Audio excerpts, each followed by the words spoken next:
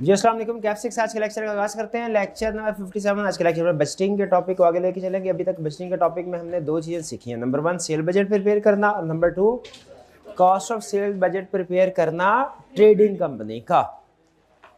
ठीक है, इसमें ट्रेडिंग कंपनी हमने ये सीखा था कि इसमें कॉस्ट ऑफ सेल्स में 3 ही एलिमेंट होते हैं। Opening stock, add purchases minus closing stock. Cost of sales given होती है। कॉस्ट ऑफ सेल्स कैलकुलेट करते हैं सेल जीपी रेशियो के फार्मूला से।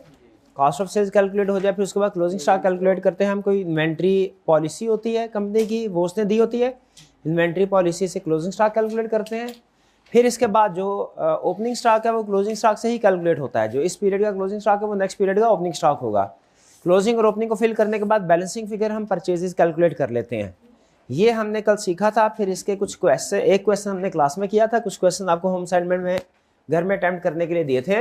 वन बाय वन इनको डिस्कस करते हैं। सबसे पहले क्वेश्चन नंबर 8 में कोई प्रॉब्लम? कोई प्रॉब्लम नहीं, हो गया, मैच हो गया आंसर। 9 हमने कल क्लास में कर लिया था। दोबारा कितने स्टूडेंट्स ने घर जाके किया है? 9। क्वेश्चन 9 पढ़ना नहीं होता, क्वेश्चन करना होता है। पढ़ना करना नहीं होता। ठीक है जी। क्वेश्चन 10 में कोई प्रॉब्लम है? प्रॉब्लम इसमें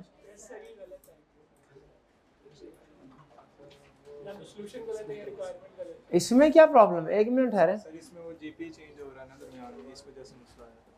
एक मिनट भाई, क्वेश्चन ध्यान से देख ले मेरा भाई।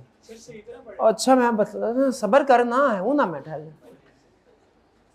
Smart Limited has prepared a forecast for the quarter ending December 31st, 2009,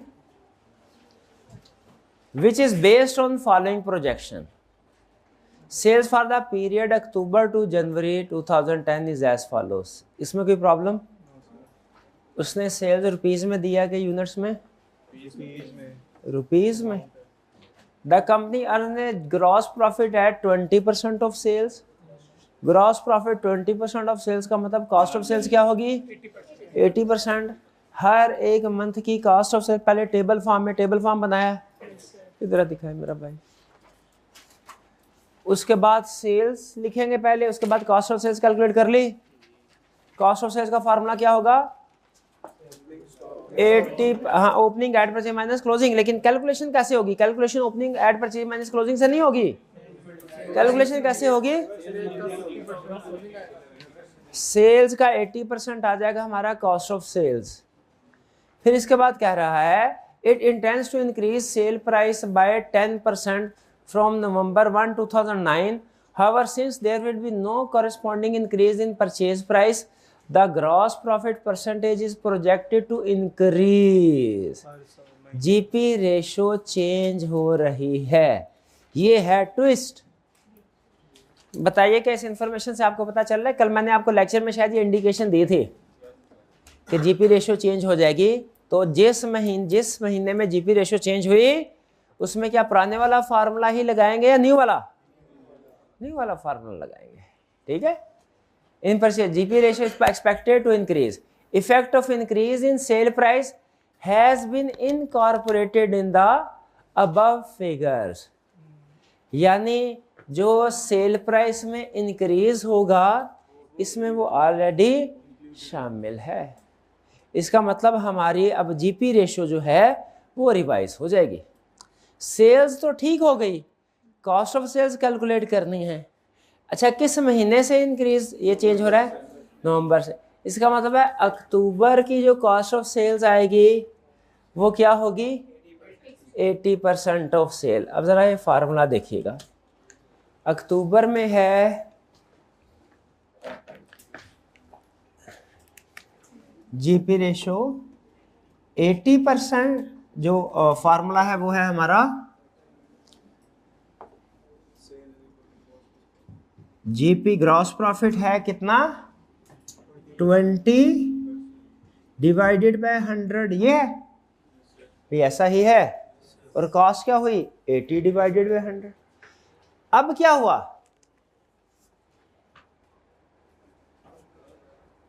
कि increase sale price by 10%। Sale price increase हो जाएगी 10% से। पहले हमारा जो फार्मूला था वो था, ये प्रॉफिट का हो गया और कॉस्ट का क्या हुआ, अगर इसको डायरेक्ट कॉस्ट हम करें तो is equal to 80 divided by 100, ऐसा ही है। 80 क्या है कॉस्ट, 100 क्या है सेल प्राइस। अब क्या हो रहा है, सेल प्राइस में इंक्रीज हो रहा है, कितने से 10% से। कॉस्ट में इंक्रीज हो रहा है नहीं, सेल में इंक्रीज हो रहा है, कितने से। तो सिंपली आपने क्या करना है, ये आ जाएगा 80 प्लस 0, या 100 प्लस 10। इसका मतलब है अब सेकेंड मंथ से जो आपका कॉस्ट का फार्मूला होगा क्या होगा, इसके मुताबिक कॉस्ट ऑफ सेल्स कैलकुलेट कर ले। हुई कॉस्ट ऑफ सेल्स कैलकुलेट मेरे, अरे भाई नहीं आना, क्योंकि आपने क्या गलती की कि 80 डिवाइडेड बाय 100 को ही हर महीने यूज कर लिया। इसको क्या करना था, फर्स्ट मंथ के लिए 80 डिवाइडेड बाय 100 ही होना था, लेकिन सेकंड मंथ से चूंकि प्राइस 10% इंक्रीज हो गई, तो जो अब सेल हो गई वो 100 नहीं 110 हो गई, और कॉस्ट जो है वो उतनी ही रही, कॉस्ट उतनी ही रही 80। तो अब जो रिवाइज्ड कॉस्ट फार्मूला होगा वो 80 डिवाइडेड बाय 100 नहीं है, 80 डिवाइडेड बाय 110 है। 80 डिवाइडेड बाय 110 क्यों, 80 डिवाइडेड बाय 110 क्यों, क्योंकि सेल प्राइस 100 से बढ़ के 110 हो गई है, सेल्स 10% से बढ़ गई है। अब ये क्लियर हुआ, इसको अब कैलकुलेट करें। किया है कहाँ किया है, मैं ही कर दूं, मल्टीप्लाइड बाय 8। भाईजान नवंबर का आपसे ना हो पाएगा, मैं करवाता हूँ। 9900 को मल्टीप्लाइड बाय 80 डिवाइडेड बाय 110 करें, क्या आया 70। ये है नवंबर के महीने की कॉस्ट ऑफ सेल्स। दिसंबर की कॉस्ट ऑफ सेल्स क्या होगी 108,990 मल्टीप्लाइड बाय 80 डिवाइडेड बाय 110, 7920, यही है कॉस्ट ऑफ सेल्स। और जनवरी की क्या होगी 10,000 मल्टीप्लाइड बाय 80 डिवाइडेड बाय 110। भाई वैसे तो शुरू में 80 डिवाइडेड बाय 100 था, 10% सर इधर नहीं फर्क पड़ेगा। एक मिनट, क्या सवाल है, क्या सवाल है। सर यहाँ पे कॉस्ट प्लस प्रॉफिट में फर्क नहीं पड़ेगा, यहाँ पे जब 110 हो रहा है तो इन दोनों पे भी तो इफेक्ट जाएगा ना। हाँ जी, वो 80 था ना पहले, कॉस्ट पे इफेक्ट नहीं आएगा। प्रॉफिट पे जाएगा, इसका मतलब 80 प्लस 30। हाँ प्रॉफिट पे जाएगा, लेकिन हम तो कॉस्ट ऑफ सेल्स कैलकुलेट कर रहे हैं, हम तो प्रॉफिट कैलकुलेट कर ही नहीं रहे। अब प्रॉफिट अगर कैलकुलेट करना भी है तो वो कितना होगा, सेल्स को मल्टीप्लाई कर दीजिए 30 डिवाइडेड बाय 110 से, ठीक है। इसका मतलब ये देखिए, कॉस्ट पहले भी 80 थी, अब भी 80 है।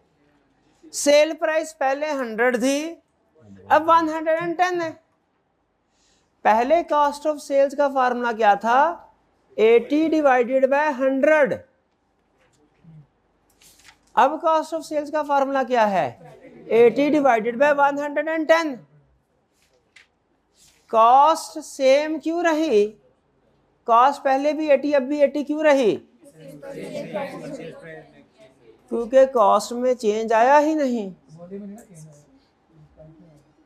और सेल 100 से 110 क्यों हो गई, सेल प्राइस इंक्रीज हो गई, ठीक है। तो ये कॉस्ट ऑफ सेल्स नॉर्मली हम 80 बाय 100 ही करते रहते, लेकिन चूंकि दरमियान में आके चेंज हो गई, तो हमने जहां पे जिस मंथ में चेंज हुई उसको रिवाइज रेशियो से मल्टीप्लाई किया। रिवाइज रेशियो 80 बाय 100 से 80 बाय 110 क्यों हुई, और अगर वो कहता कि कॉस्ट भी 5% बढ़ गई तो फिर हम कहते हैं 85 डिवाइडेड बाय 110। दिसंबर में भी तो सेल प्राइस 10% इंक्रीज होगी, तो उसका इंक्रीज जी दिसंबर में भी तो सेल प्राइस इंक्रीज होगी 10%, दिसंबर में भी सेल प्राइस इंक्रीज होगी। क्योंकि नवंबर से 10% का इजाफा हो रहा है, तो फिर दिसंबर में भी तो 10% ये 10% हर महीने इंक्रीज नहीं है। नहीं, फ्रॉम नवंबर या तो कहते सिर्फ नवंबर में।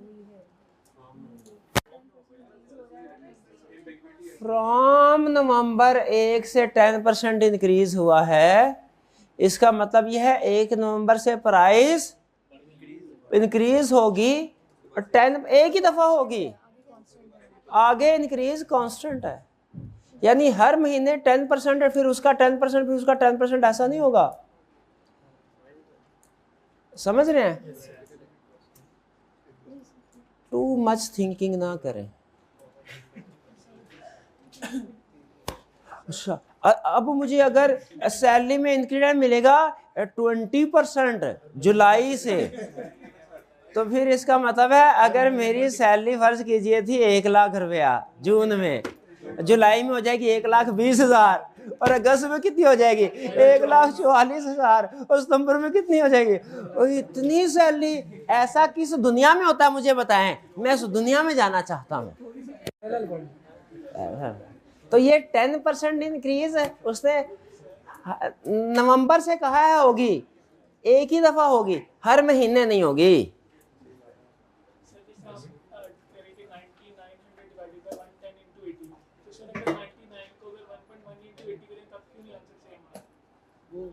सेल्स मल्टीप्लाई कर रहे हैं तो भाईजान एक मिनट ठहर जाए। अब अच्छा, मुझे एक्सप्लेन ऐसे ना करे यार, सवाल पूछ कर मुझे एक्सप्लेन भी नहीं करने थे, तो ऐसे तो ना किया करेगा मेरे भाई। सवाल पूछ लिया, मैंने सुन लिया। आपका क्वेश्चन ये है कि 99 कॉस्ट ऑफ सेल्स हम कैलकुलेट कर रहे हैं, तो 9900 को मल्टीप्लाइड बाय 80 डिवाइडेड बाय 110 क्यों कर रहे हैं, इसको मल्टीप्लाई बाय 110 डिवाइडेड बाय 80 क्यों नहीं कर रहे, यही सवाल है। मुझे बताइए, सेल्स बड़ी होती है फिगर के cost of sales, cost of sales calculate कर रहे हैं हम, कॉस्ट ऑफ सेल्स छोटी फिगर हो गई, तो सेल्स को हम 80 बाय 110 से मल्टीप्लाई करें, फिर छोटी फिगर आएगी कि 110 डिवाइडेड बाय 80 करें, 80 by 110। इसीलिए हम इसको मल्टीप्लाई बाय 80 बाय 110 करते हैं, क्योंकि हम सेल से कॉस्ट ऑफ सेल्स पे जा रहे हैं, कॉस्ट ऑफ सेल्स पे नहीं जा रहे। तो समझ रहे हैं?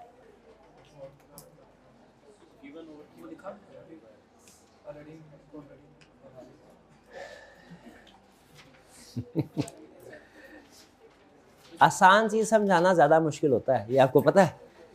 नहीं पता आपको? मेरे भाई मुझे ये बताइए, अक्टूबर के महीने की कॉस्ट ऑफ सेल्स कैलकुलेट कर लिया आपने? अच्छा, मेरे हिसाब से चलना मेरा भाई, पहले जैसे मैं पूछ रहा हूँ वैसे देख रहा हूँ। मसले का तरीका ये होता है, एक सिरे से पकड़ते हैं, चाहे चीज़ें शुरू की आती भी हों, उसी तरतीब से चलना होता है। मैं जंप लगाऊंगा ना, मुझे नहीं पता चलेगा दरमियान में कौन सा मसला आपका फंस गया। अक्टूबर के महीने की कॉस्ट ऑफ सेल्स कैलकुलेट करनी आती है मेरे भाई को? कैसे कैलकुलेट की है? बहन जी, अब आप मेरी तरफ सुना, आपने बाद में लादा सवाल पूछ लेना मेरे लिए, वो फिर लादा मसला खड़ा हो जाए। पूछ ले, अब देख सुन ले, भाई का सवाल सुन ले, ये इंशाल्लाह आपका भी मसला हल हो जाएगा अगर कोई आता है। मुझे मल्टीप्लाइड बाय क्या होगा, 80 डिवाइडेड बाय 100, कैलकुलेटर पे कीजिए। 7500 क्यों 80% करें तो जाते वही आ रहा है। 80% भाई चाहे अभी ले आए बात बढ़ गई है, चाहे अभी ले आए।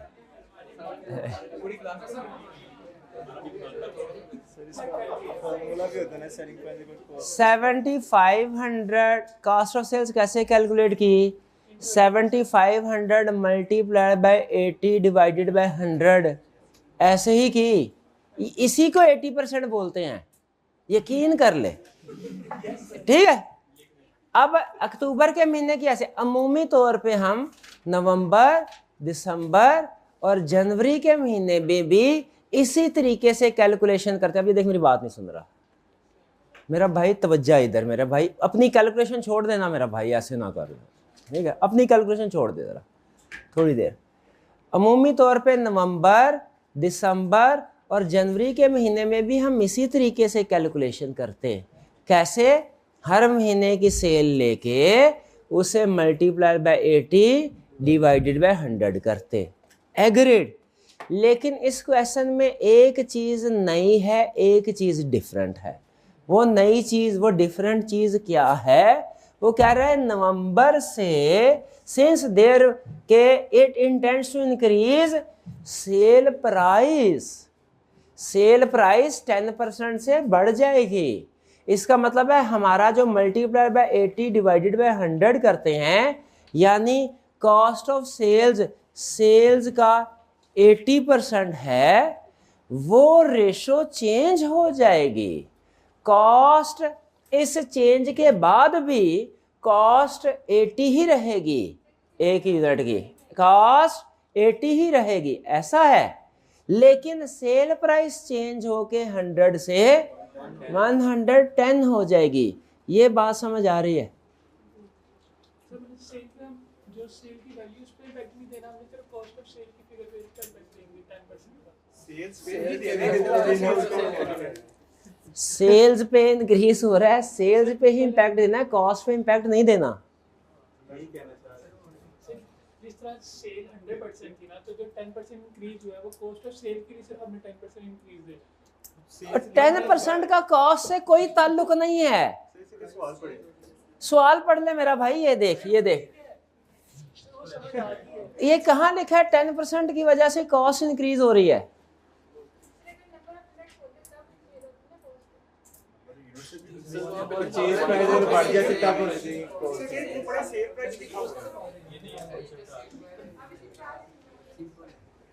अच्छा, मुझे ये समझ नहीं आ रही, इतनी आसान या पता नहीं क्या है। इस लाइन को पढ़े, 3 दफा पढ़े। पहले ये सवाल होगा, फिर इसके बाद डिस्कशन जनरल होगी। पहले मैं ये तो कर, ऐसे ना, मेहरबानी है, मेहरबानी है, शाबाश शाबाश। आप थोड़ा सा फासले पे हो जाए, थोड़ी देर बाद आपकी तरफ से भी सवाल आ जाना, मुझे लग रहा है। थोड़ा सा फासले पे बैठे हैं, फासले। इट इंटेंड्स, वो कह रहा है company earns a gross profit at 20% of sales. हमने अपने फॉर्मेट में ग्रॉस प्रॉफिट कैलकुलेट करना होता है या कॉस्ट ऑफ सेल्स?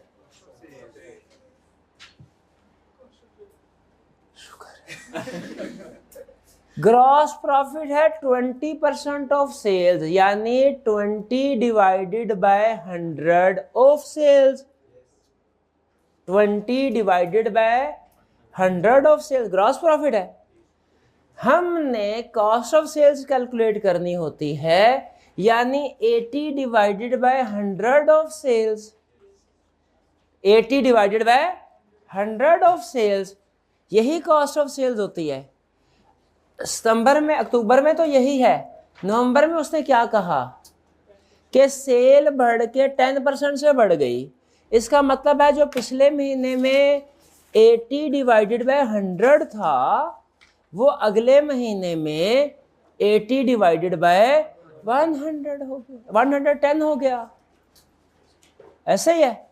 क्यों 100 बढ़ के 110 क्यों हो गया? क्योंकि सेल प्राइस बढ़ गई। ठीक है, तो आपने नेक्स्ट मंथ में सिंपल इतना करना है कि हर सेल को मल्टीप्लाई करना है, तो 80 डिवाइडेड बाय 100 नहीं, 80 डिवाइडेड बाय 110 करना है, फिर मल्टीप्लाई बाय सेल कर लें। क्लियर? चलिए कैलकुलेशन करें। सारी हुई है कैलकुलेशन? बस ठीक। फिर इसके बाद आगे, Smart Limited follows policy of maintaining stocks equal to projected sale of the next month. इसका मतलब क्या है? नेक्स्ट मंथ की सेल के मुताबिक अगले महीने की कॉस्ट ऑफ सेल्स पूरी की पूरी, कोई परसेंटेज नहीं, पूरी की पूरी इस महीने का क्लोजिंग स्टॉक है। अगले महीने की कॉस्ट ऑफ सेल्स इस महीने का क्लोजिंग स्टॉक है। सिंपल करते जाए फिर। क्लियर? आपको समझ आ गया? Yes sir. पक्का? रीजन कैलकुलेशन नहीं, रीजन भी समझ आई कि नहीं? क्या रीजन है? जब 80 डिवाइडेड बाय 100 हमने किया था पहले, क्योंकि कॉस्ट ऑफ सेल्स 80% थी, अब सेल प्राइस बढ़ गई, कॉस्ट उतनी ही रही, तो ये परसेंटेज कम हो जाएगी कि नहीं? तो 80 डिवाइडेड बाय 100 0.8 आता है ना, लेकिन 80 डिवाइडेड बाय 110 उससे कम आएगा। क्योंकि क्यों 72 क्यों आया? क्योंकि ये रेशो कम हो गई है, सेल प्राइस बढ़ गई, इस वजह से जीपी रेशो हमारी बढ़ गई और कॉस्ट ऑफ सेल्स कम। सिंपल, सेल प्राइस बढ़ी, आपने सेल्स में उतने परसेंट ऐड कर देना है। क्लियर? चलिए और कोई क्वेश्चन इसमें? अब ये एडजस्टमेंट याद रखेंगे कि अगर जीपी रेशो में वो कहे कि सिर्फ सेल इंक्रीज हुई है, 100 में आपने उतने परसेंट ऐड कर देना है प्राइस, और अगर कहे कॉस्ट भी इंक्रीज हुई है, कॉस्ट भी, नंबर ऑफ यूनिट सोल्ड का कोई ताल्लुक ही नहीं। जीपी रेशो का ताल्लुक नंबर ऑफ यूनिट सोल्ड से नहीं होता। नंबर ऑफ यूनिट सोल्ड चाहे 1 हो चाहे 1 लाख हो, उससे उसका ताल्लुक नहीं होता। ये हमारा कॉस्ट स्ट्रक्चर होता है ना GP ratio. Number of unit sold जितने मर्जी हो जाए, रेशो सेम रहती है।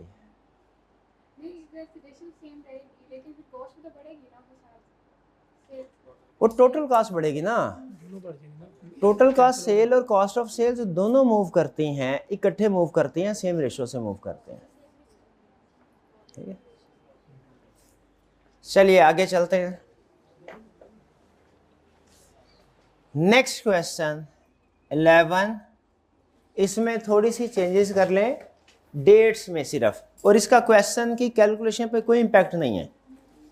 क्वेश्चन की कैलकुलेशन पे कोई इम्पैक्ट नहीं, डेट चेंज कर लें। जो ऊपर लिखा हुआ है ना 30 सितंबर 2012, इसको कर लें 28 फरवरी 2012। 28 फरवरी 2012। मैं एक मिनट ठहर, अच्छा मैं जो कह रहा होता ना आप आगे जंप लगा रहे होते हैं, ऐसे ना करो। मैं पहले जब कंप्लीट कर लूँ फिर कहिएगा। 30 सितंबर 2000, इसको क्या करना है 28 फरवरी 2012, और फिर उसके बाद नीचे जहाँ पे दिसंबर 31 2009 लिखा है ना, यहाँ पे लिख लें मई 31 2012, मई 31 2012। अब मुझे बताइए, अब कोई प्रॉब्लम है? ये क्वेश्चन आपने कर लिया? अच्छा कैसे किया मेरा भाई बताइए कैसे किया? इसमें उसने पूछा था क्वार्टर एंडेड 31 मई, लेकिन अच्छा मुझे एक चीज बताइए, क्वार्टर में कितने महीने होते हैं? एक मिनट ठहरे, क्वार्टर में कितने महीने होते हैं? 3। शाबाश। उसने कहा क्वार्टर एंडेड मई 31, इसका मतलब है मार्च अप्रैल मई, ये 3 महीने रिक्वायरमेंट है। लेकिन उसने डाटा ज़्यादा मंथ का दिया हुआ है सेल्स का। जब हम फॉर्मेट ड्रा करेंगे, मुझे बताइए रिक्वायरमेंट चूँकि 3 महीनों की है, तो सिर्फ 3 महीनों का कॉलम ड्रा करेंगे, या कि जितना भी डाटा दिया है सबका कॉलम ड्रा करेंगे? क्योंकि हो सकता है कोई इंफॉर्मेशन नेक्स्ट ईयर में यूज़ हो जाए, रेलिवेंट हो। 3 या सबका? 3 कॉलम ड्रा करेंगे क्योंकि रिक्वायरमेंट में 3 है, कि सबका करेंगे? सबका क्यों कर रहे हैं, हालांकि रिक्वायरमेंट तो 3 है। कोई इंफॉर्मेशन कैलकुलेशन नेक्स्ट के लिए रेलिवेंट हो सकती है। अच्छा अब बताइए इसमें क्या उसने रेशो दी हुई है? बिल्कुल। ZL earns a gross profit of 25% of sales, ये होगी उसकी जीपी रेशो। ये किस काम आती है? और फिर कह रहे हैं uniformly maintain stock at 80% of projected sale of the following month. ये क्या? ये स्टॉक पॉलिसी है, ये क्लोजिंग स्टॉक के लिए होगी। अच्छा आप बताइए कॉस्ट ऑफ सेल्स कैसे कैलकुलेट होगी? ग्रॉस प्रॉफिट 25% ऑफ सेल्स है, लेकिन हमें तो कॉस्ट ऑफ सेल्स चाहिए होती है। हम इसको क्या करेंगे, हर 75 यानी हर साल की सेल को मल्टीप्लाई करेंगे 75 divided by 100, sales multiplied by 75, ये हमारी कॉस्ट ऑफ सेल आती जाएगी। अच्छा अगर किसी जगह जाके उसने किसी मंथ में ये कहा होता कि इस मंथ से प्राइस हमने 5% से बढ़ा ली है, प्राइस बढ़ाई है 5% से, हमारी कैलकुलेशन पे क्या फर्क पड़ता? पहले 75 डिवाइडेड बाय 100 थी, 75 डिवाइडेड बाय 105 क्या होती? 75 डिवाइडेड बाय 105। और अगर कहता 5% नहीं, हमने 20% प्राइस बढ़ाई है, सेल प्राइस, फिर क्या होता? 70 मल्टीप्लाई 75 डिवाइडेड बाय 125, शाबाश। अच्छा और अगर कहता कि earn a gross profit of 25% of sales, ठीक है, यानी इसका मतलब ये हुआ कि जो कॉस्ट ऑफ सेल है वो 75% है, 75% हर साल की मल्टीप्लाई कैलकुलेट कर ली कॉस्ट ऑफ सेल्स। फिर उसके बाद आपने क्लोजिंग स्टॉक कैसे कैलकुलेट किया? कॉस्ट ऑफ सेल का 80% देंगे। हर महीने अगले महीने की कॉस्ट ऑफ सेल्स का 80% इस महीने का क्लोजिंग स्टॉक। क्लियर? ये कोई प्रॉब्लम? कोई प्रॉब्लम नहीं। लेकिन ये जो इंक्रीज वाला है ना, ये मैं दोबारा किसी टेस्ट में, किसी क्वेश्चन में, किसी जगह जरूर चेक करूंगा, क्वेश्चन 10 वाला मसला, ठीक है? ये आपने घर जाके एक दफा दोबारा गौर से पढ़ना और समझना है, तसल्ली से पढ़ना और समझना है। क्लियर? और कोई क्वेश्चन? चलिए, ट्रेडिंग अकाउंट प्रिपेयर करना आ गया आपको? ठीक है, अब हम चलते हैं कॉस्ट ऑफ सेल्स कैलकुलेट करना मैन्युफैक्चरिंग बिजनेस में। मैन्युफैक्चरिंग बिजनेस और ट्रेडिंग बिजनेस के कॉस्ट ऑफ सेल्स में क्या फर्क है? ये भी मेरा ट्रेडिंग बिजनेस जो है, इसमें 3 चीजें होती हैं सिर्फ। Cost of sales is equal to opening stock add purchases less closing stock, ये 3 चीजें होती हैं। मैन्युफैक्चरिंग बिजनेस में चूंकि वो ज्यादा कॉम्प्लेक्स है, उसका कॉस्ट ऑफ सेल्स का फॉर्मेट डिफरेंट होता है। मैन्युफैक्चरिंग बिजनेस का कॉस्ट ऑफ सेल्स का फॉर्मेट ये आपके सामने है, इसको जरा ध्यान से देखिएगा। आज हमने यही सीखना है, फॉर्मेट। और आज कैलकुलेशन थोड़ी कॉम्प्लेक्स है, ठीक है? ध्यान से, और कैलकुलेशन करेंगे आप, एक आप और आप। ये आपसे मैंने कैलकुलेशन सारी करवानी है, ठीक है? फिर मेरी तसल्ली होगी। 5 बजे तक इधर है, 7 बजे तक इधर ही हो, चाहे मेरे लिए। Cost of sales for manufacturing company, manufacturing company. अच्छा एक आपके लिए गुड न्यूज़ है, वो क्या? मैन्युफैक्चरिंग में इसका फॉर्मेट जो है वो वर्टिकल साइड पे लेंथी है, हॉरिजेंटल नहीं है, यानी वो आपको इंफॉर्मेशन 1 साल ही की देगा। ट्रेडिंग में तो चूंकि छोटा सा फॉर्मेट था ना, तो कभी कभार वो 3, 4, 5 सालों का डाटा दे दिया उसने, क्योंकि ट्रेडिंग बिजनेस था। लेकिन ये चूंकि मैन्युफैक्चरिंग बिजनेस है, इसे पता है इसमें लाइन आइटम ज्यादा है, तो ये वो 1 साल के लिए ही आपको बनवाएगा। वैसे भी उसकी आदत है कैश बजट चाहे 3, 4, 5 महीनों का बनवा ले, लेकिन प्रॉफिट एंड लॉस बजट 1 साल का ही बना होता है। खास तौर पे मैन्युफैक्चरिंग का तो 1 साल का ही बनवाएगा। ट्रेडिंग का फिर भी कभी कभार दिल किया तो वो 2-3 सालों का बनवा लेता है, या 2-3 महीनों का। मैन्युफैक्चरिंग बिजनेस का फॉर्मेट पहचाने इसको। क्या ये फॉर्मेट आपने इससे पहले कहीं देखा है किसी और सब्जेक्ट में, किसी और जगह पे? फॉर्मेट कॉस्ट ऑफ सेल्स सबसे पहले क्या है? मटेरियल कंज्यूम्ड, मटेरियल परचेजेस नहीं है। ये ध्यान से सुन लें, जब क्वेश्चन आएंगे उसमें प्रॉब्लम वरना आएगी आपको। ये मटेरियल परचेजेस नहीं, क्या लिखा हुआ है? मटेरियल कंज्यूम का फार्मूला क्या होता है? Opening stock add purchases minus closing stock. अब इसमें आपको प्रॉब्लम तो नहीं है कि मैं opening stock add purchases minus closing stock ऐसे 3 लाइन में लिखने की बजाय एक ही लाइन में लिख दिया करूं। Opening stock add purchases minus closing stock, आपको प्रॉब्लम तो नहीं है कोई, आप चाहे जैसे मर्जी कर लें, ठीक है, दोनों तरीके ठीक है, उस फर्क नहीं पड़ता।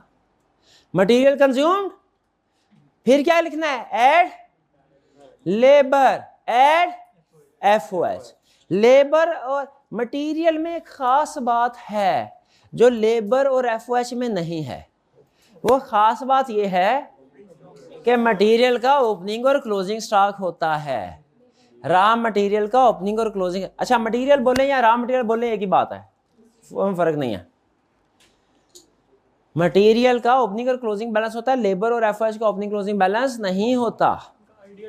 मटेरियल कंज्यूम्ड आ गया, फिर उसके बाद आ गया लेबर, फिर आ गया एफओएच। एफओएच के अंदर अच्छा लेबर जो होती है ना, लेबर, इसमें 2 तरह की लेबर हो सकती है। नंबर 1 हमारी, नहीं स्किल्ड अनस्किल्ड नहीं, नंबर 1 हमारी अपनी लेबर, नंबर 2 आउटसोर्स्ड लेबर। अमूमी तौर पे हम अपनी ही लेबर से काम करवाते हैं, लेकिन कभी कभार बड़ा ऑर्डर आ जाए ना, तो फिर बाहर से हमारी लेबर कहती है सर हम काम एक्स्ट्रा जरूर करेंगे, लेकिन आपने 25% बड़ा ऑर्डर पकड़ लिया है, तो 15% ऑर्डर एक्स्ट्रा जो है ना वो हम पूरा कर देंगे, 10% की हमें हिम्मत नहीं है, 10% ऑर्डर के लिए बाहर से लेबर मंगवा ले। तो लेबर में 2 तरह की लेबर हो सकती है, नंबर 1 इन हाउस रूटीन की हमारी लेबर, और नंबर 2 कौन सी वाली, आउटसोर्स वाली लेबर कभी कभी आएगी, ठीक है, जब बड़ा ऑर्डर आता है। इसीलिए अगर तो सिर्फ इन हाउस लेबर है तो लेबर में एक ही कैलकुलेशन होगी, लेकिन अगर इन हाउस के साथ आउटसोर्स लेबर भी है तो ये कैलकुलेशन 2 हिस्सों में डिवाइड हो जाएगी, इन हाउस की अलग, आउटसोर्स की अलग। आउटसोर्स की अलग क्यों होगी जरा गैस करें, क्योंकि वो अलग रेट पे आएगी। अब वो हमारी किस्मत है कि वो रेट कम निकलता है कि ज्यादा निकलता है, वो हमारी, लेकिन जो भी क्वेश्चन में दिया होगा, जो भी दिया होगा ना, आपने ये नहीं सोचना कि ये कम है कि ज्यादा है, जो रेट दिया आपने उधर फिट कर देना भाई, क्लियर। तो कॉस्ट ऑफ सेल्स में पहला कौन सा है, मटेरियल कंज्यूम्ड। मटेरियल कंज्यूम्ड में क्या, 3 चीजें, ओपनिंग, परचेजेस, क्लोजिंग। फिर किसकी बारी आई, लेबर में बाज अमूमन एक ही होगी, कभी कभार 2 आ जाएंगी लेबर में कैलकुलेशन, एक इन हाउस की अलग, आउटसोर्स की अलग। अगर उसने कहा ना कि 150%, पिछले साल 100% थी प्रोडक्शन, इस साल 150% प्रोडक्शन है, 130 आपकी अपनी ही इंटरनल लेबर हो जाएगी। इंटरनल लेबर को देना ज्यादा पैसे, तो वो आपको 30% प्रोडक्शन वही कर देगी, ठीक है। स्किल्ड अनस्किल्ड नहीं होगी मेरे भाई, जो मैं बता रहा हूँ ऐसे सीखता जा मेरा भाई सीखता जा। तो कहां पे थे, लेबर, स्किल पे नहीं थे, स्किल में नहीं थे, इन हाउस और आउटसोर्स पे थे, इन हाउस की अलग, आउटसोर्स की अलग। फिर इसके बाद आ जाए एफओएच। फैक्ट्री ओवरहेड में 3 तरह के एक्सपेंसेस होंगे, 3 तरह के। एक होगा डेप्रिसिएशन एक्सपेंस, एक होगा फिक्स्ड ओवरहेड, एक होगा वेरिएबल ओवरहेड। फिर से ये बहुत ही अहम, बजटिंग में सबसे ज्यादा इस्तेमाल होने वाला कंसेप्ट आपको बताने जा रहा हूं। ओवरहेड्स होंगे तो 3 तरह के ओवरहेड्स होते हैं, चाहे फैक्ट्री के हो चाहे सेलिंग एडमिन के हो। ओवरहेड्स 3 तरह के होते हैं, लिख ले मेरा भाई, लिख ले, ये लिखने वाली बात है। ओवरहेड्स 3 तरह के होते हैं, यार इसको समझा दे यार, ना आर्गुमेंट करे, बिला वजह आर्गुमेंट ना करे यार, मुझे डिस्टर्बेंस होती है, मुझे डिस्टर्बेंस होना शुरू हो गई। तो ओवरहेड्स 3 तरह के हैं, कोई भी ओवरहेड हो, चाहे फैक्ट्री के हो चाहे सेलिंग एडमिन के हो, तीन तरह के होते हैं। Number 1 depreciation, number 2 fixed overhead, number 3 variable overheads. फर्क क्या है? डेप्रिसिएशन के ऊपर ना ग्रोथ का इंपैक्ट आएगा ना इन्फ्लेशन का इंपैक्ट आएगा। फिक्स्ड कॉस्ट के ऊपर सिर्फ इन्फ्लेशन का इंपैक्ट आएगा, ग्रोथ का नहीं आएगा। और वेरिएबल के ऊपर ग्रोथ और इन्फ्लेशन दोनों का इफेक्ट आएगा। फिर से सुन ले, बजटिंग में सबसे ज्यादा यूज होने वाली कैलकुलेशन, बजटिंग के टॉपिक में सबसे ज्यादा यूज होने वाली कैलकुलेशन ओवरहेड, चाहे फैक्ट्री के हो चाहे ऑपरेटिंग ओवरहेड हो, चाहे फैक्ट्री के हो चाहे ऑपरेटिंग ओवरहेड हो, तीन तरह के ओवरहेड्स होंगे, तीन तरह के एक्सपेंसेस होंगे। Number 1 depreciation expense, number 2 fixed expense, number 3 variable expenses. भाई फर्क क्या है? हम ओवरहेड को इन तीन हिस्सों में डिवाइड क्यों करते हैं? क्योंकि डेप्रिसिएशन के ऊपर ना ग्रोथ का इंपैक्ट आएगा ना इन्फ्लेशन का आएगा।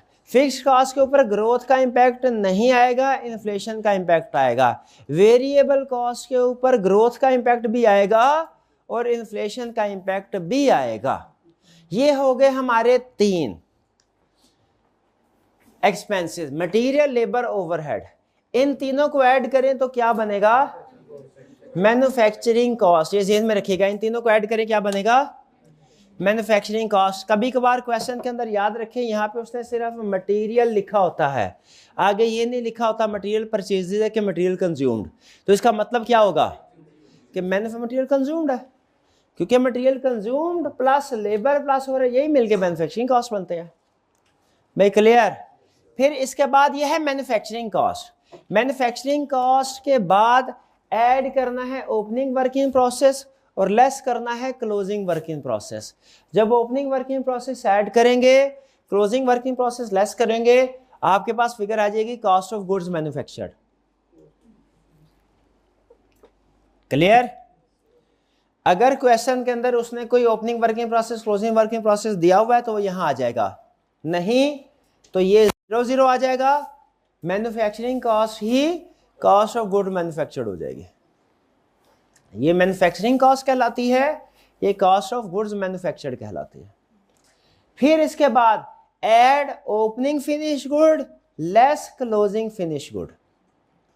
ठीक है, add opening less close, add less करेंगे फिर क्या आ जाएगा? Cost of goods sold.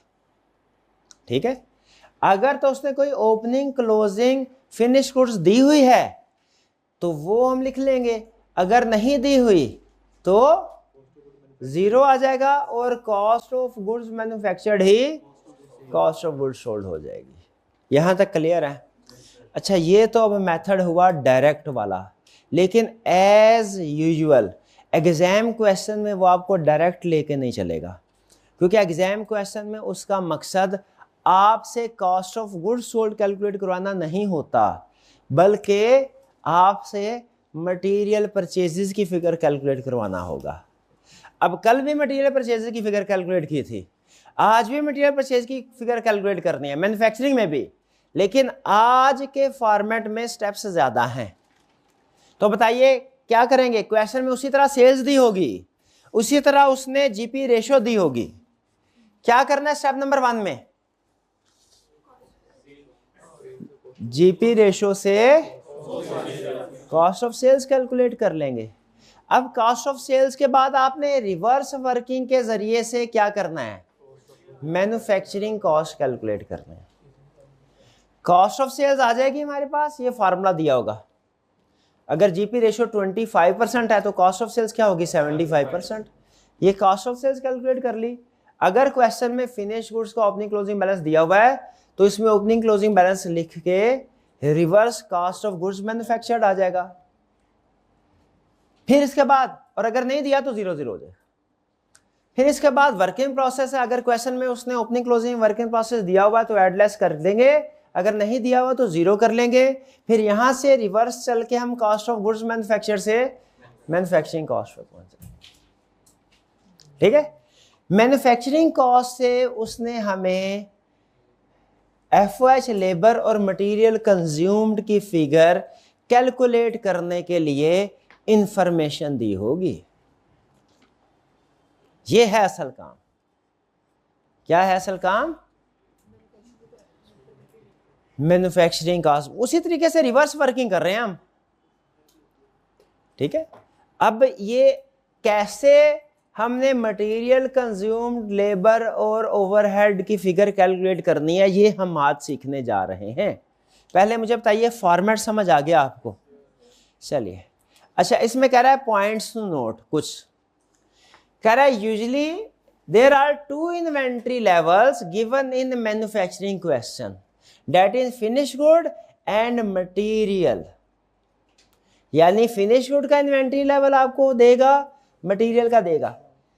Work in process का इन्वेंट्री लेवल रेयर है, रेयर।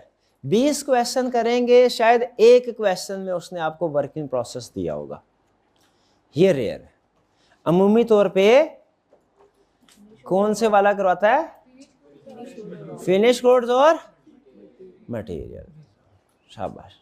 फिर नीचे कह रहा है पॉइंट टू नोट, अच्छा ये आपने ज़हन में रखना है, if there is no opening closing finish good, cost of goods sold is equal to cost of goods manufactured, और if there is no opening closing work in process, cost of goods manufactured is equal to. ये बात समझ आ रही है?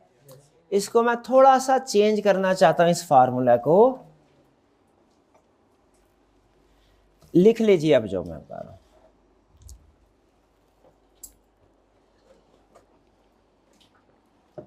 If there is no opening and closing finish good, or या opening and closing finish goods are same, या तो opening closing finish good है ही नहीं, या है तो सही लेकिन सेम। समझ रहे क्या बता रहा है? अगर ये तो जीरो, ये भी जीरो है, तो क्या होगा?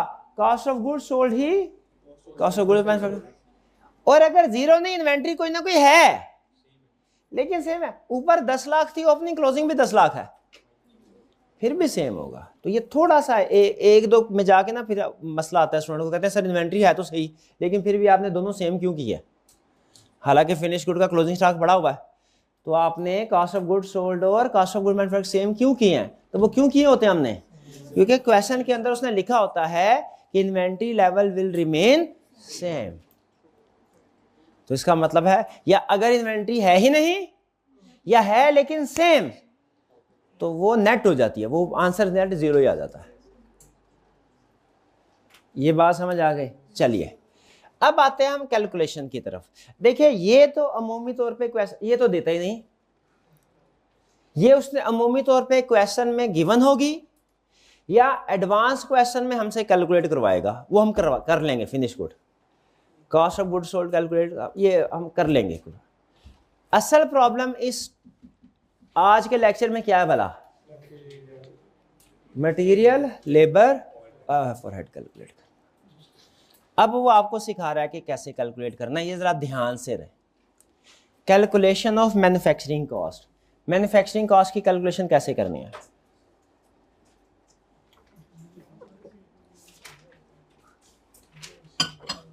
आज के लेक्चर का सबसे अहम हिस्सा, मैन्युफैक्चरिंग बिजनेस के कॉस्ट ऑफ सेल्स बना रहे हैं बजट, उसमें मैन्युफैक्चरिंग कॉस्ट कैसे कैलकुलेट करना है। वर्किंग प्रोसेस नहीं बोल रहा, फिनिश गुड नहीं बोल रहा, क्या? मैन्युफैक्चरिंग कॉस्ट में कितने हिस्से हैं? 3, मटेरियल, लेबर, ओवरहेड। कहता है 2 तरह से क्वेश्चन में इंफॉर्मेशन देगा आपको। Number 1, you can work out manufacturing cost in the same way as in learning objective 2, thereafter you have to, यानी वो बैक सेम वे का मतलब रिवर्स इंजीनियरिंग के जरिए से आपने कॉस्ट ऑफ सेल्स कैलकुलेट की, रिवर्स इंजीनियरिंग करके मैन्युफैक्चरिंग कॉस्ट तक आ गए। ये वैसे ही जैसे कल वाले क्वेश्चन में था रिवर्स इंजीनियरिंग वाला पॉइंट, याद है? Reverse engineering. मैन्युफैक्चरिंग के बाद अब हमने क्या करना है? 3 चीजें कैलकुलेट करनी है, मटेरियल कंज्यूम्ड, लेबर, एफओएच। कह रहा है 2 तरीके हैं। Example 1, thereafter you have to calculate breakup of manufacturing cost using information given in the question. अब आपने ब्रेकअप कैलकुलेट करना है मैन्युफैक्चरिंग कॉस्ट का। मैन्युफैक्चरिंग कॉस्ट का ब्रेकअप क्या होगा? Material, labour, overhead, FOH. अच्छा मैं अगर मैन्युफैक्चरिंग एक्सपेंस में ओवरहेड बोल दूं ना, तो आपने मुझे रोक के, कभी कभी जल्दी बोल देता हूँ, करेक्शन करवानी है सर, ओवरहेड ना बोलें, फैक्ट्री ओवरहेड बोलें, क्योंकि एक फैक्ट्री ओवरहेड अलग है और ऑपरेटिंग ओवरहेड नीचे जो आते हैं सेलिंग एंड एडमिन वो अलग है। जब मैं लफ्ज सिर्फ ओवरहेड बोलूंगा ना तो हो सकता है आप कंफ्यूज हो जाएं कि सिर्फ फैक्ट्री की बात कर रहे हैं कि सेलिंग है, इसलिए फैक्ट्री ओवरहेड। तो हमने 3 चीजें, अब कैसे कैलकुलेट करना है ये इंफॉर्मेशन पे डिपेंड करता है। यूजिंग पहली एग्जांपल क्या है, जब उसने क्वेश्चन में रेशियोज दी हो, जैसे मैन्युफैक्चरिंग कास्ट आपने रिवर्स इंजीनियरिंग के जरिए कैलकुलेट की, वो है 75,000। फिर इसके बाद उसने कहा ratio of direct material, direct wages and overhead is 4:3:1। तो अब इसका मतलब क्या हुआ, मटेरियल कितना है कैलकुलेट करें, मटेरियल कितना है, टोटल मैन्युफैक्चरिंग का 75,000 है, मटेरियल कंज्यूम कितना हुआ 75,000 multiply by 4 divided by 4,318 divided by 8। Labour कितनी हुई 75,000 multiply by 3 divided by 8। Calculate करें, देखिए सही बात है। Overhead 75,000 multiply by 1 divided by 8। Clear? बताइए आसान है कि मुश्किल? आसान है। अब आता है मुश्किल।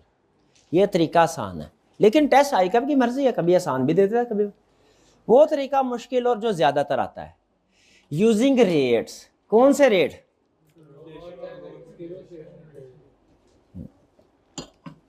ग्रोथ रेट, और बजटिंग में सबसे ज्यादा अहम रेट हमारे लिए यही है। कौन से रेट? Growth rate. और ये मैं आपको रिकॉल करवा दूं, ये आपकी कैलकुलेशन वही है जो हमने इन्वेस्टमेंट अप्रेजल में सीखी थी, याद है? वेरिएबल कॉस्ट इन्वेस्टमेंट अप्रेजल में 3, 4, 5 साल में कैलकुलेट करते थे, तो उसको हम ग्रोथ रेट से भी मल्टीप्लाई करते थे और इन्फ्लेशन रेट से भी मल्टीप्लाई करते थे। ठीक है, ये कैलकुलेशन वही जो हमने उधर सीखी हुई। उधर इन्फ्लेशन का ज्यादा इस्तेमाल होता था, याद है? Multiply by 1.05 power 1 power 2। या कह रहा है if last year cell and material consumption was ₹1,000 and 150 respectively, उसने पिछले साल के लिए आपको मटेरियल कंज्यूम्ड की फिगर दे दी। ठीक है, क्या किया पिछले साल की? मटेरियल कंज्यूम था 150 और सेल्स थी 1,000। फिर उसने कहा कि अब जरा बताइए calculate this year's material consumption, इस साल की मटेरियल कंजम्पशन कैलकुलेट करें। अगर सेल्स ग्रोथ हो, sales unit will increase, sale unit growth increase हो 10% से, और मटेरियल प्राइस यानी इन्फ्लेशन इंक्रीज हो 7% से। सेल्स यूनिट इंक्रीज हो 10% से, इसका मतलब क्या है? ग्रोथ रेट 10% है। और अगर मटेरियल प्राइस इंक्रीज बाय 7%, इसका मतलब क्या है? Inflation rate 7। इसका मतलब है पिछले साल, मतलब समझे, पहले कंसेप्ट क्लियर करें। पिछले साल अगर मटेरियल कंजम्पशन 150 थी ना, इस साल की मटेरियल कंजम्पशन इंक्रीज होगी, 2 रीजन होगी। नंबर 1, अगर प्राइस सेम भी रहे ना तो भी चूंकि इस साल ज्यादा यूनिट सेल हो रहे हैं, 10% ज्यादा यूनिट सेल हो रहे हैं, तो मटेरियल कंजम्पशन 10% बढ़ेगी। एग्री करते? तो एक रीजन तो मटेरियल कंज्यूम्ड बढ़ने की ये हो गई, क्या? सेल्स यूनिट बढ़ रहे हैं। ठीक है, जिसको हम ग्रोथ रेट बोलते हैं। और दूसरी रीजन मटेरियल कंजम्पशन बढ़ने की क्या है कि मटेरियल की प्राइस बढ़ रही है। इस केस में अगर फर्ज कीजिए ग्रोथ रेट, यूनिट उतने ही रहते जितने पिछले साल थे, फिर भी मटेरियल कंज्यूम बढ़ जाता। क्यों बढ़ जाता? प्राइस बढ़ जाती। और आपको पता है कि अमूमी तौर पे हर साल कंपनीज की ग्रोथ भी थोड़ा बहुत बढ़ती है और प्राइस तो बढ़ती ही बढ़ती है। तो ग्रोथ रेट का भी इंपैक्ट आएगा, इन्फ्लेशन का भी इंपैक्ट। एग्री करते हैं? तो अब मुझे बताइए, पिछले साल अगर मटेरियल कंजम्पशन 150 थी और इस साल ग्रोथ हुई 10%, इन्फ्लेशन हुई 7%, इस साल की मटेरियल कंजम्पशन क्या होगी? ये कैलकुलेशन करें, कैलकुलेशन करके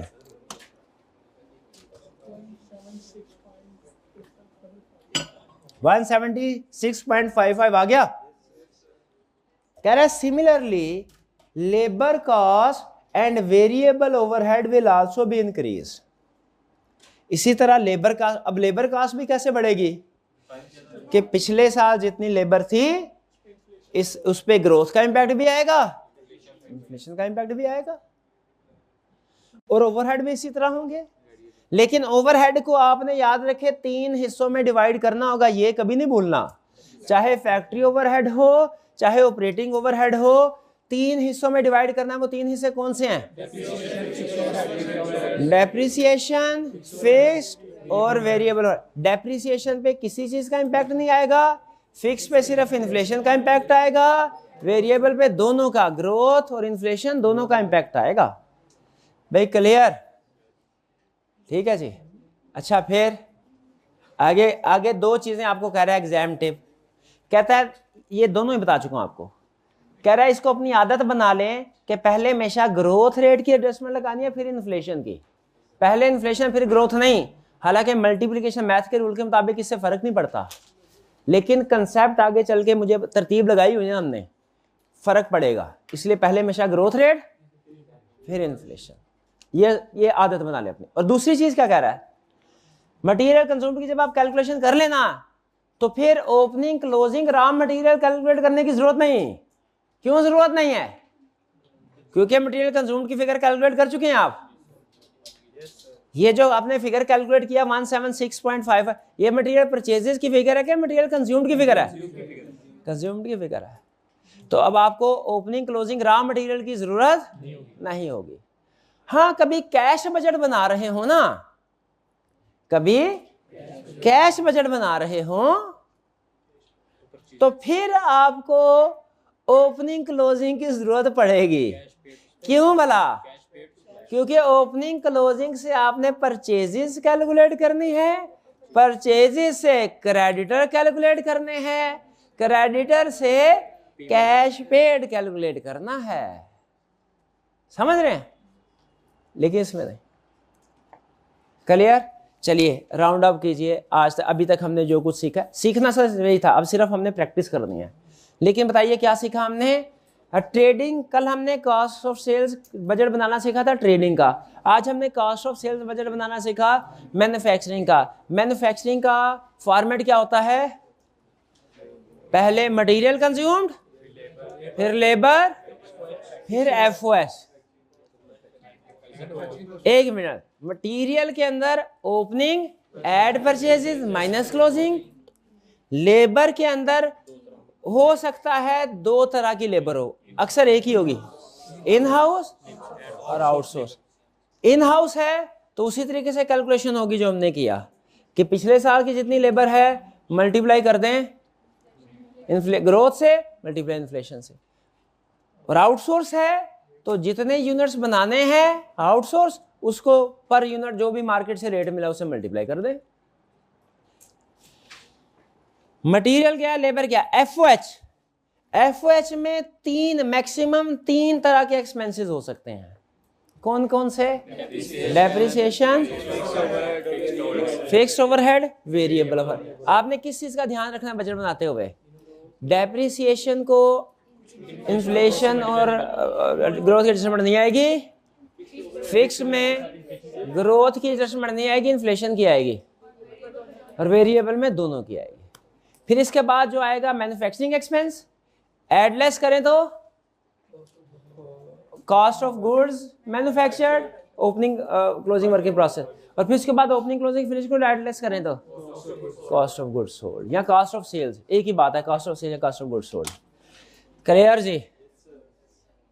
अब एक क्वेश्चन, अब एक आसान एक है मुश्किल है, मैं कराऊंगा मुश्किल। ना ना ना ना ना ना, फिर आपने घर जाके कहना नहीं सर, तो अभी यही समझे यूं ही असाइनमेंट कर रहे हैं। असाइनमेंट करना फिर भी है, करना फिर भी। अच्छा चले ऐसा करते हैं, ऐसा करते हैं, नहीं नहीं नहीं नहीं नहीं, मैं रीड नहीं, आपके सामने सॉल्व। भाई ने कहा step by step sir solve किया करें, मैं पता चले क्या करना है। ऐसे नहीं, टाइम बहुत है, अभी 15 मिनट है, 15 मिनट में निपट जाना है। अच्छा चले ऐसा करते हैं फिर, फॉर्मेट नहीं कैलकुलेशन कर लेते हैं। ना ना ना, कैलकुलेशन किए बगैर मैंने नहीं भेजना। और भाईजान इसमें आपसे वो नहीं 80/110 नहीं होता, इसमें एक मसला है वर्कफोर्स का, बाहर की वर्कफोर्स आएगी वो आपको समझ नहीं आनी, मुझे अब पूरा यकीन है समझना। मेरा रिस्क बढ़ गया है अब, ना ना डिस्कस जी, क्योंकि अगर आपको एक छोटी कैलकुलेशन में फंस गए हैं तो मैं अच्छा चलें अच्छा एक मिनट हारे, एक एडजस्टमेंट पूछता हूं, ये भाई और ये बहन जी, अगर इन्होंने ठीक बता दिया ना, हाँ नहीं 2 नंबरी नहीं करूंगा मैं इंशाल्लाह, बिला वजह कम्प्लेक्स नहीं करूंगा, ठीक बता दिया तो छुट्टी सबको, फिर मैं आप पे छोड़ दूंगा, यानी कल आपने ये असाइनमेंट करके ला दी होगी, वरना असाइनमेंट हम करेंगे एग्रीड नहीं।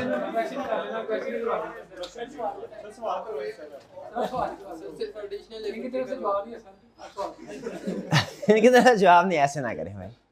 अच्छा सबसे पहले देखिए, कह रहा है sales units are to be increased by 25%, इसको अंडरलाइन करें, ये क्या है, ग्रोथ रेट। ये हमारे किस काम आएगी, ये जितने भी वेरिएबल एक्सपेंसेस हैं उनको इंक्रीज, उन सब के साथ मल्टीप्लाई होगा, ये चीज शाबाश, और जितने भी फिक्स्ड हैं नहीं होगा, और डेप्रिसिएशन के साथ भी, ऐसा है क्या, एग्रीड, बिल्कुल ठीक है, पहला सवाल ठीक बता दिया आपने।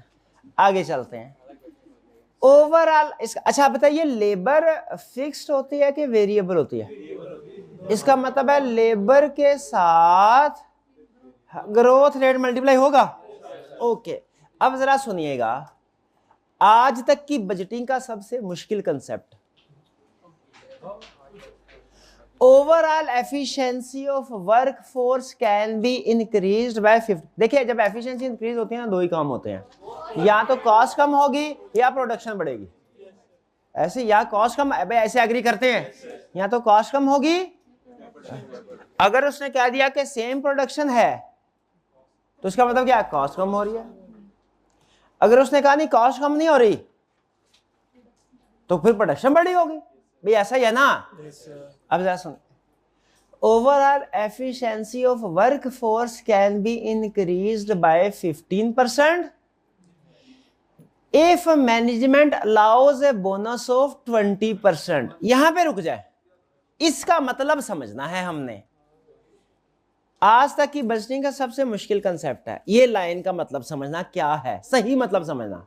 फिर से सुने, कह रहा है overall efficiency of work force can be increased by 15% if management allows a bonus of 20%। Bonus of 20% का मतलब ये हुआ कि हमारा खर्चा बढ़ जाएगा, कितने से बढ़ जाएगा, 20% से। इसका मतलब पिछले साल अगर खर्चा 100 था, इस साल 1.2 हो जाएगा, ऐसा है 1.2। अगर हमने उसको 20% ज्यादा बोनस दिया ना, तो हमारा खर्चा तो 20% से बढ़ जाएगा,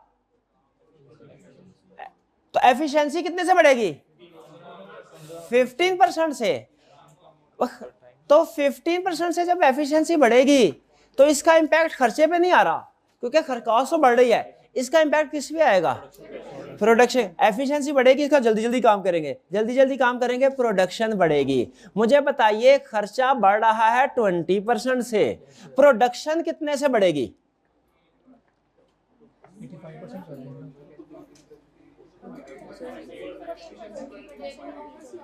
अच्छा देखें, आप सोच रहे हैं कॉस्ट के ऊपर, अगर ये होता ना कि ट्रेनिंग करवाई हमने और लेबर की एफिशिएंसी बढ़ गई 15% से, तो फिर आप कह सकते थे सर एफिशिएंसी का मतलब ये भी है कि 15% ज्यादा प्रोडक्शन दे दी, और एफिशिएंसी का मतलब ये भी है कि कॉस्ट, प्रोडक्शन उतनी ही है, कॉस्ट कम हुई, अब की बार 85% हो गई। लेकिन यहां पे एफिशिएंसी का मतलब डिक्रीज इन कॉस्ट है कि इंक्रीज इन आउटपुट, उसने क्लियरली दिया हुआ है।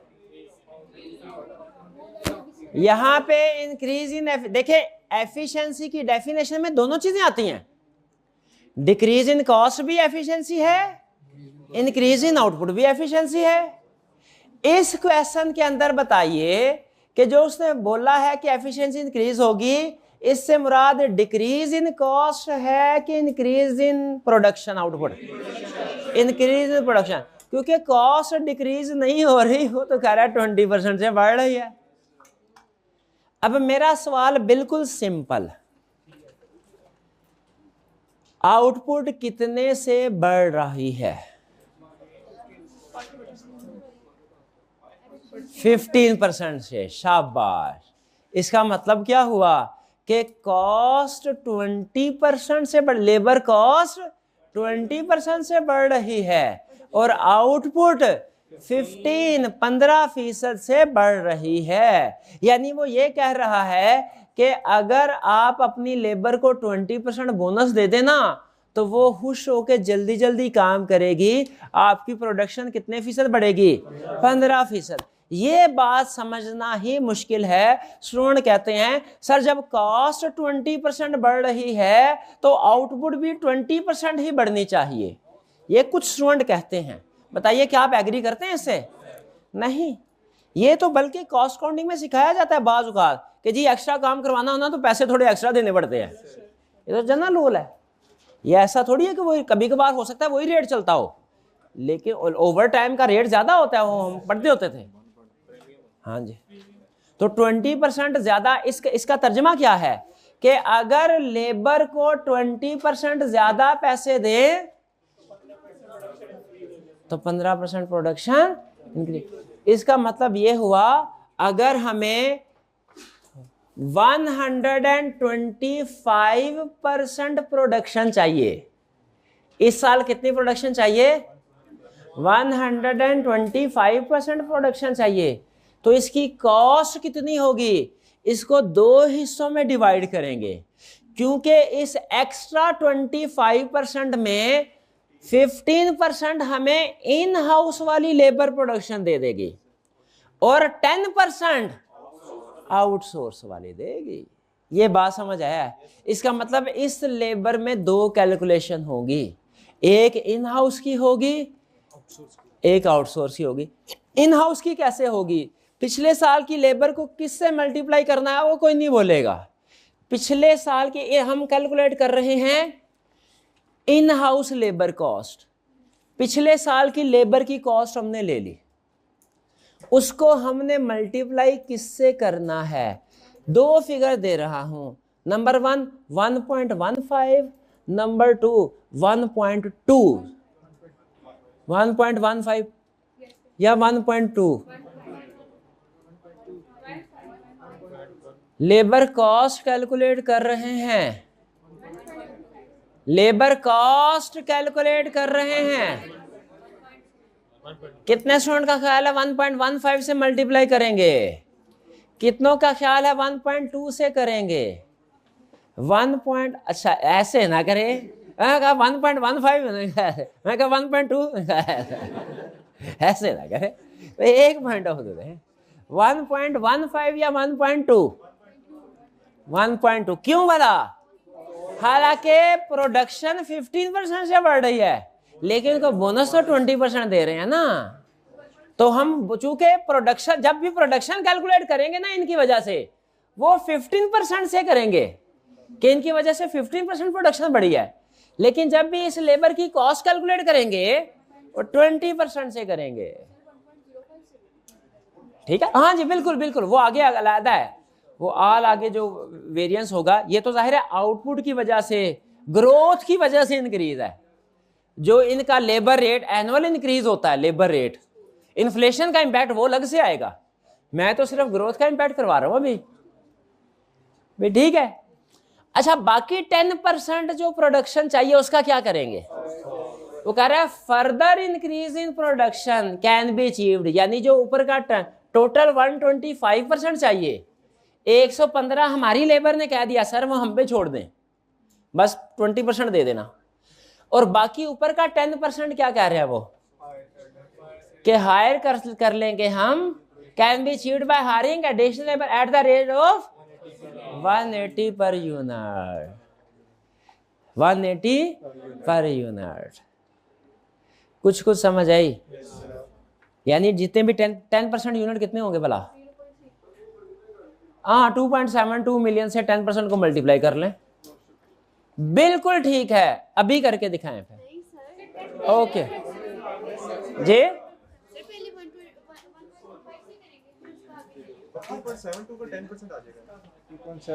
2.72 का 10% आ जाएगा। टोटल पिछले साल के यूनिट कितने हैं? 2.72। हमने कितने परसेंट ऐड करने हैं? 25%। 2.72 का 25% ऐड करेंगे, वो हमें इस साल प्रोडक्शन चाहिए। ऐसा ही है। ये जो एक्स्ट्रा 25% है ना, इसमें से 15% इनसाइड का आ जाएगा और 10% आउटसोर्स। कुछ समझ आई? पिछले साल हमने 100 यूनिट बनाए, इस साल 25% मजीद बढ़ाने हैं, 125। हमारी लेबर ने कहा सर हम इस साल बस 15% तक बढ़ा सकेंगे, तो इसका मतलब है हमारी लेबर क्या कह रही है कि कितने प्रोड्यूस करके देंगे? 115। तो बाहर से कितने लाने हैं? 10। बाहर से कितने लाने? समझ रहे हैं कैलकुलेशन? टोटल का 10% नहीं है, बेस का 10% है, पिछले साल का 10%। 100 का 25% इस साल इंक्रीज हो रहा है, 125% का नहीं। समझ रहे हैं?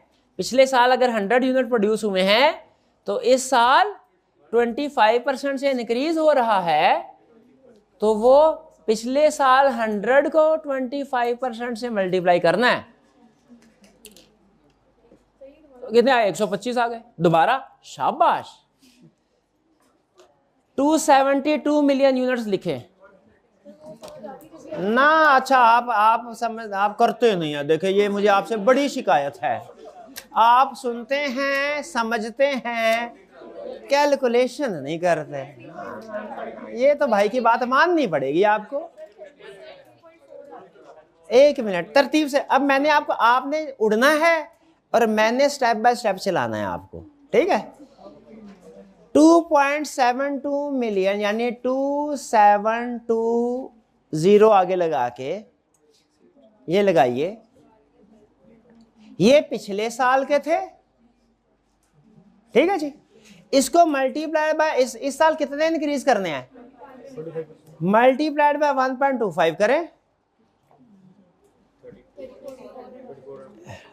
ये हमारी टोटल इस साल की होगी। अब ये हमें टोटल इस साल चाहिए। अब ये जो 2.72 मिलियन है ना, इसका जो 25% है, इसके 2 हिस्से करने हैं। इधर जाएगा 15%, इधर जाएगा 10%। एक मिनट, नहीं उनको नहीं है, मैं वो सवाल उनका है, उनको समझ आएगी तो मैं छोड़ूंगा, वरना नहीं।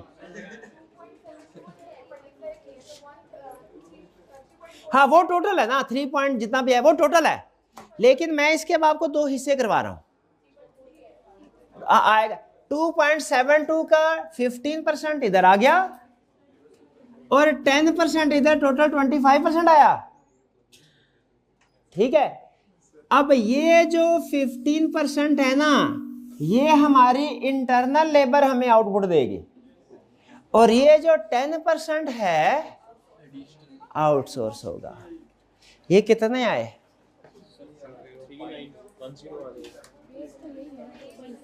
ये चीज ये बोला, ये शाबाश। बेस तो यही है ना 2.72 मिलियन, तो 25% कैलकुलेट करना है, वो भी इसी का आएगा, और अलग अलग 10% और 15% कैलकुलेट करना है, वो भी इसी का आएगा। ये शाबाश भाई, ये समझ आएगा नहीं? चलिए अब घर जाके तसल्ली के साथ, भैया छोड़ दे मोबाइल, देख ले मेरा भाई, छोड़ दे मोबाइल मेरा भाई, कल फिर पूछेगा ही, कल फिर। तसल्ली से पढ़ के ये क्वेश्चन करके आना है, मैं कल चेक करूंगा। कल ये क्वेश्चन लाजमी, कल अटेम्प्ट भी करेंगे हम, बेफिक्र है, लेकिन ये क्वेश्चन लाजमी मैंने सबका चेक करना है। ये 2 क्वेश्चन है, क्लियर? नहीं, सवाल करने से मैं हरगिज नहीं रोकूंगा, लेकिन आपको जवाब सुनना भी पड़ेगा। सवाल करने की हिम्मत है तो जवाब सुनने की भी हिम्मत रखनी पड़ेगी। नहीं नहीं, जवाब क्यों देंगे भाईजान, ना ना, जरूर समझाएंगे इंशाल्लाह, लेकिन पहले पूरी कोशिश करनी है, सोचना है, सोचना है, ठीक है। आज का लेक्चर यहाँ खत्म करते हैं हम। अल्लाह हाफिज।